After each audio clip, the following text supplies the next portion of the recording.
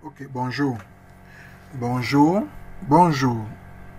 Ce matin, nous allons consommer notre web service temps créé. Nous avons choisi ensemble de le faire consommer via une application mobile développée en Windows 23. Mes tutos sont toujours en Windows 23 pour besoins pédagogiques. Ok, sans toutefois tarder, nous avons déjà préparé notre interface. Pour ce qui est de la création des fenêtres, tout le monde sait le faire. Ce n'est pas l'objectif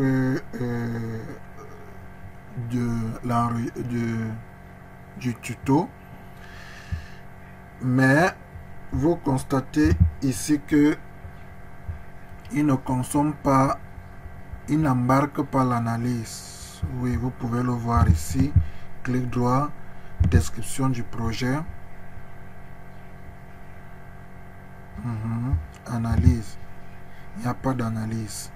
Aucune analyse. Oui. Et nous allons travailler. Nous allons consommer les points d'entrée. Et lesquels points d'entrée que nous allons consommer, les voici. Dans les précédents webinaires, je vous ai montré comment générer un web service après avoir créé les méthodes. Ok.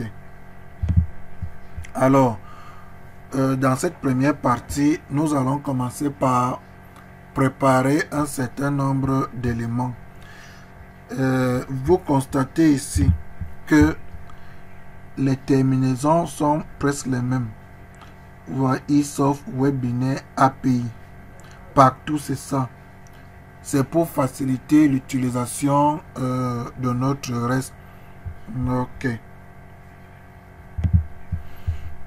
Je viens au niveau de la procédure, clic droit, nouvelle collection de procédures, j'appelle API. Ok. Là, j'ai défini une constante. Une constante. Voilà. J'ai dit URL. Serveur, excuse, égal. Qu'est-ce que je fais? Je viens au niveau de ma page web de test. Je prends le nom du serveur qui est pour l'instant mon serveur local. Je le prends. Je viens coller. Parce que c'est statique. Maintenant, je viens toujours au niveau de la même page. Et bon, je prends tout, mais je sais ce que je vais récupérer.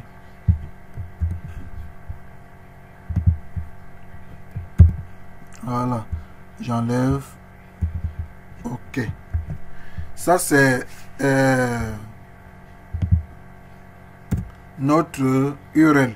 Maintenant, tout ce qui va suivre après, ce sont des terminaisons. Donc, je crée donc une procédure locale.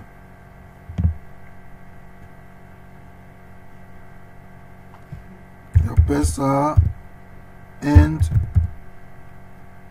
Bon, oui. Je mets ça en privé.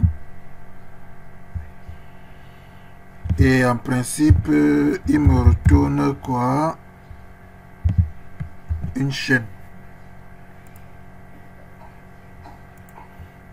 Et je dis que c'est un end point qui est une chaîne. Qu'est-ce qui me retourne? Renvoyer le URL que j'ai eu à définir comme constant URL serveur. Bon, je vais faire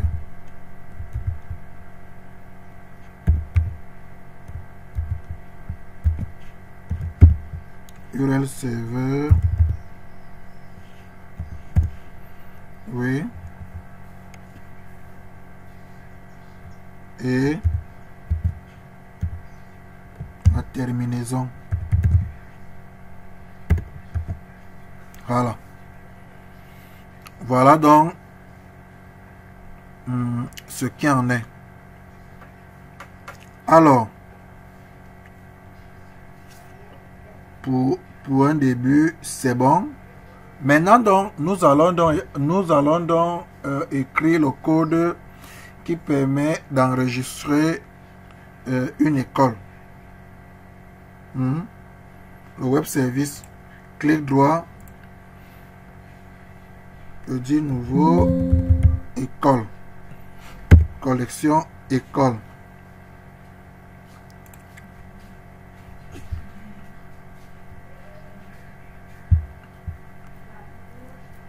Voilà.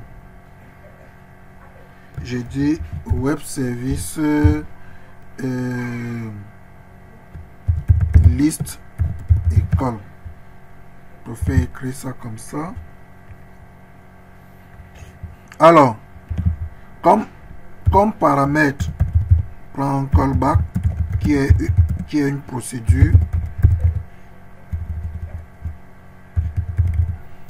Une procédure, excusez, j'y viens. Alors, je déclare mes variables. Ma première variable est de type reste requête. Donc, je peux dire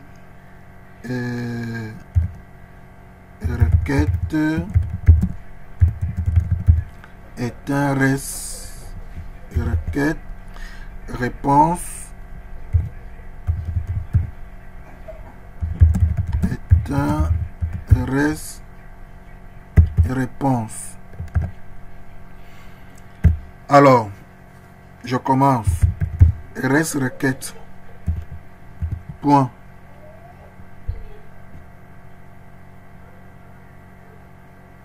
Méthode. Ici, comme c'est la liste, on peut faire utiliser un get parce que je veux afficher. C'est un get. Requête. Point.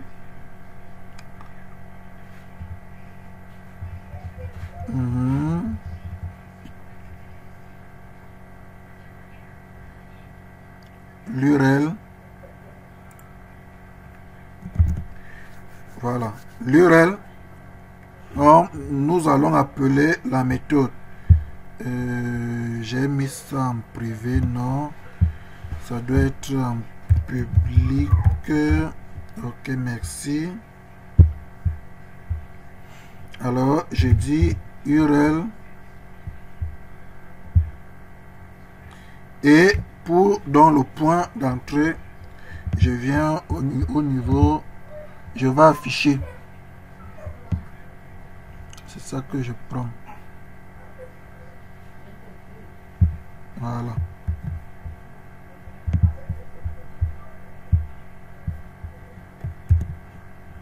Ok.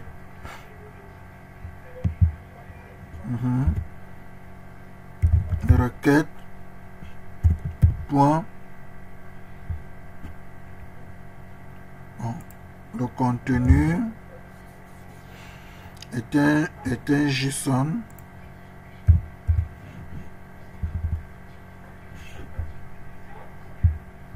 Voilà. Ok, maintenant donc qu'est-ce que je fais? J'envoie ma requête. Et maintenant c'est reste réponse égale à quoi? Reste envoi. Qu'est-ce que je mets dedans?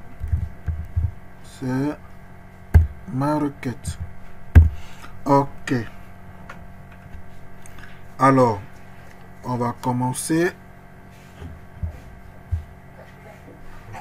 J'avais oublié de dire que liste école, ce que j'ai omis de faire était le suivant. J'importe mes classes, mes membres, je peux faire les importer.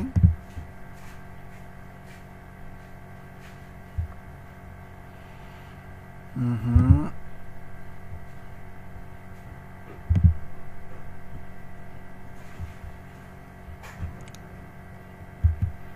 Voilà, donc j'importe ça. 1 et 2.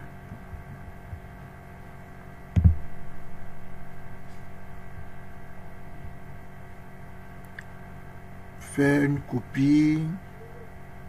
Ok. Voilà, la copie a été faite. Et remarquez que les mêmes informations, vraiment la sérialisation que nous avons eu à définir doit être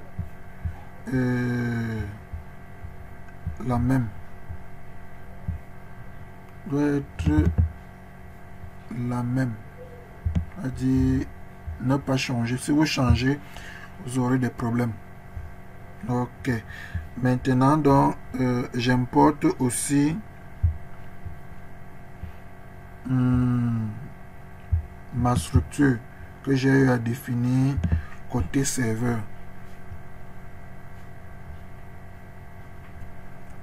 Je recherche.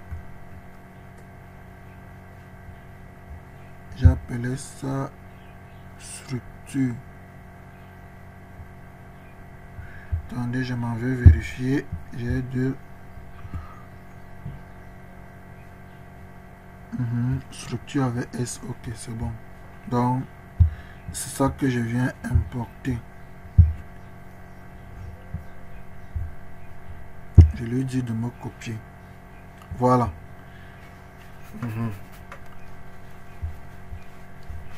Alors, je reviens donc au niveau de notre code.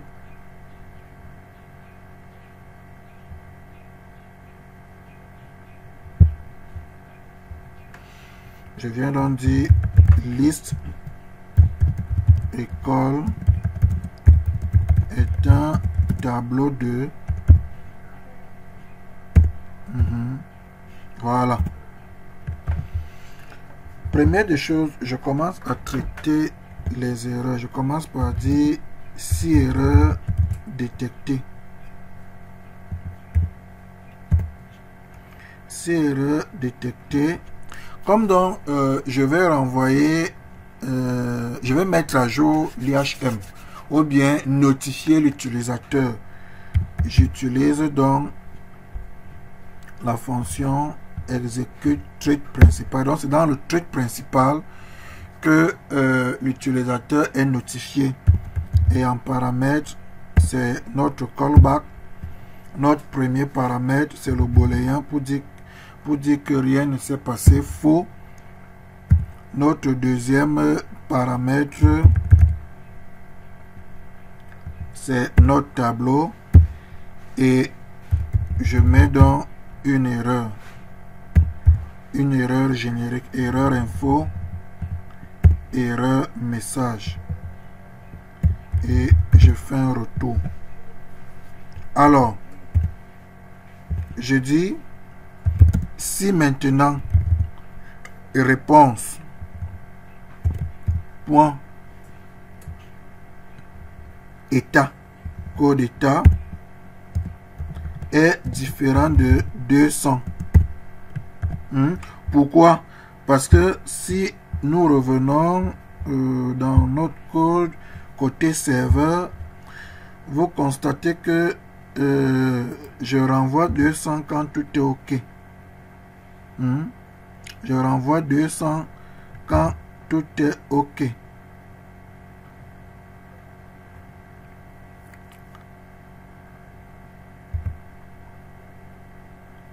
Quand tout est OK, je renvoie 200. Mais sinon, s'il y a erreur, je vais renvoyer ces erreurs côté client. Donc, si vous permettez que je copie comme ça. Voilà. Ici, donc, je vais donc définir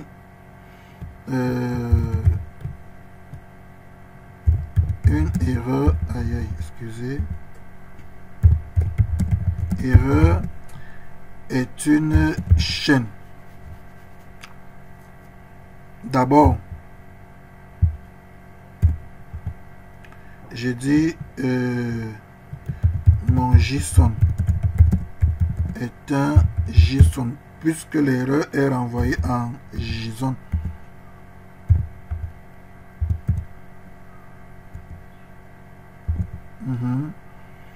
Égal à réponse.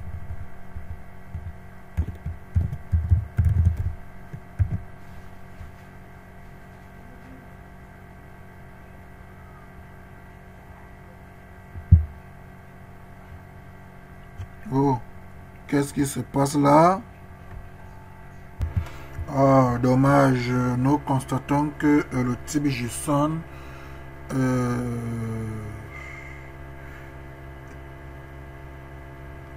est apparu en Windows Mobile à partir de la version 24. Oui, à partir de la version 24, nous sommes allés au niveau de la documentation pour comprendre et on lit la version minimum 24.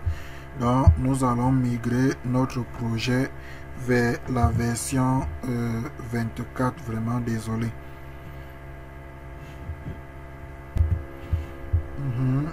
Voilà, nous avons migré notre projet en version 24. Là, nous allons constater tout ce que l'attribut JSON est reconnu. Ok, pourquoi? Parce que si on revient au niveau du serveur, vous allez voir pourquoi je dis il renvoie le code du message et le message. Donc c'est ceci qui m'intéresse. Je viens donc, je copie là. Je copie, mon erreur est une chaîne égale à, je dis mon JSON.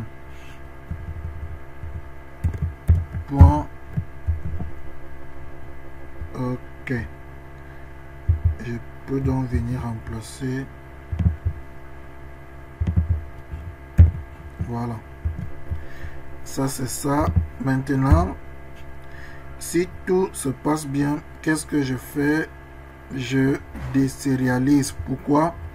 Parce que côté serveur, permettez que je revienne, je sérialise.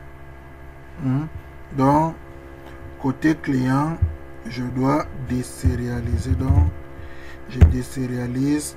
Il me demande quoi? Une variable. La variable ici, c'est notre tableau. Le buffer, c'est notre réponse. Le contenu de notre réponse et JSON. Alors, après quoi, je mets à jour mon IHM avec la fonction execute traitement callback. Vous avez vu, je mettais faux. Maintenant, je mets vrai. Ceci, il n'y a plus d'erreur.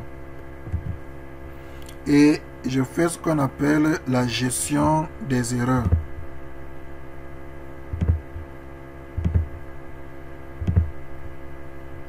Et n'oubliez pas que c'est un processus métier. Ça c'est comme nous sommes déjà en version 24, on peut mettre ces attributs là pour indiquer que c'est le métier. Si je tente de mettre un code enfin, ou bien une fonction IHM, il va souligner pour dire que j'ai mis quelque chose qui ne devrait pas.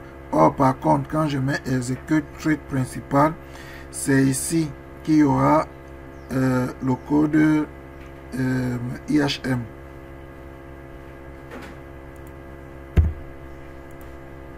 Voilà. qu'est-ce que je fais? Si vous permettez que je copie ça, je mets là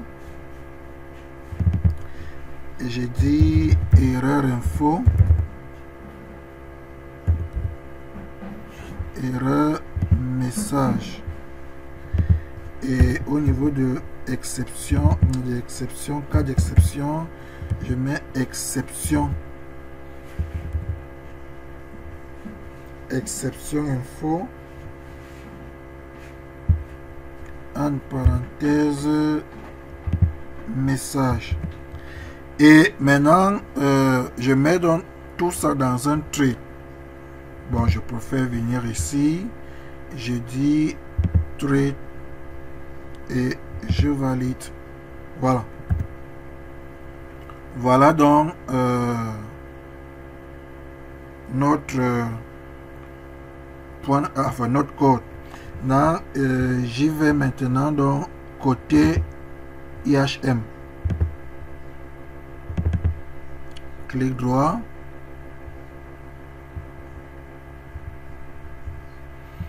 Clic droit. Je mets le code en fin d'initialisation. En fin d'initialisation,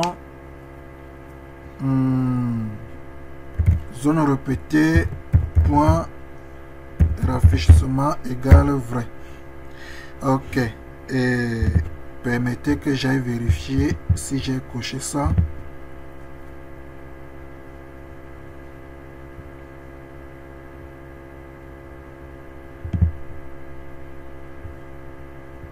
Voilà. Ok. Je reviens donc, je dis WS école. Qu'est-ce qui me prend?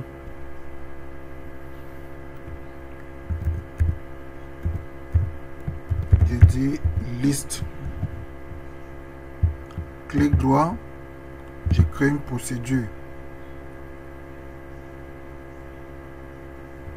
Qui peut être en privé, hein?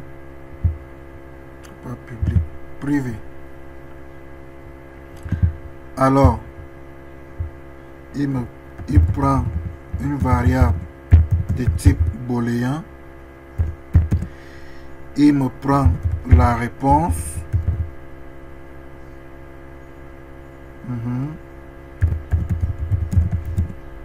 est un tableau de ST école et l'erreur est une chaîne. Alors, qu'est-ce que j'ai dit?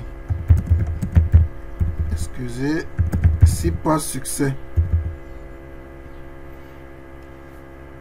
il me renvoie un message tous. Je renvoie cette erreur tous court bas au centre. Voilà, et je fais un retour. Maintenant,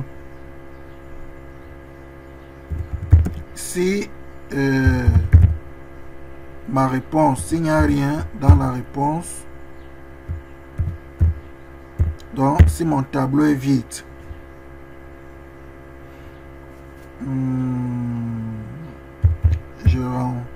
j'ai un libellé que j'ai dit vide, j'ai dit visible égale vrai et je fais un retour. Auquel cas je remplis donc ma table. Je peux remplir ma table de façon en faisant du data binding, ça c'est bien, ça c'est vrai, ou par programmation, et je vais choisir remplir par programmation parce que vous connaissez déjà utiliser le data binding. Alors, je dis pour tout élément, je dis une école de liste école, voilà. Première des choses, je commence par comme je dis toujours, réinitialiser. OK. Alors, je dis I dans le compteur est un entier égal à zone répétée point ajouter ligne. Alors, zone répétée I point attribut code égal à quoi? Mon élément code. Voilà. On fait pareil pour remplir les autres.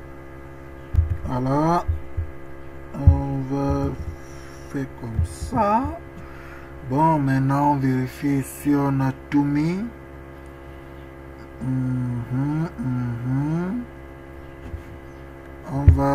On vient au niveau de l'IHM.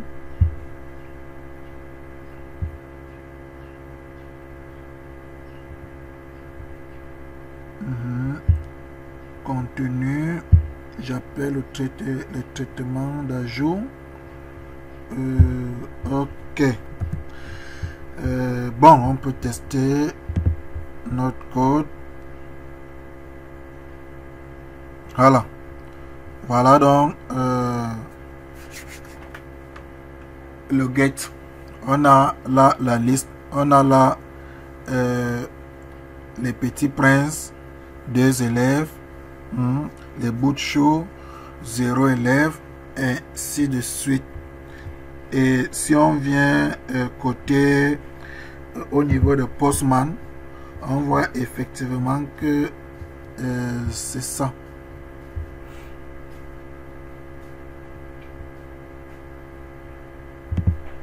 C'est-à-dire, je peux copier ça.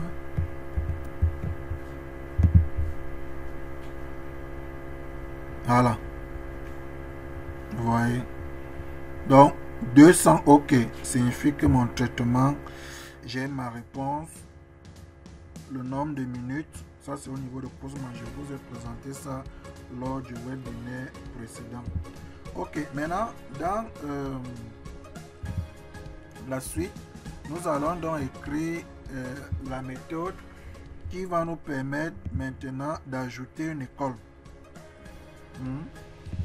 Cette méthode doit nous permettre d'ajouter une école exactement d'actualiser. OK.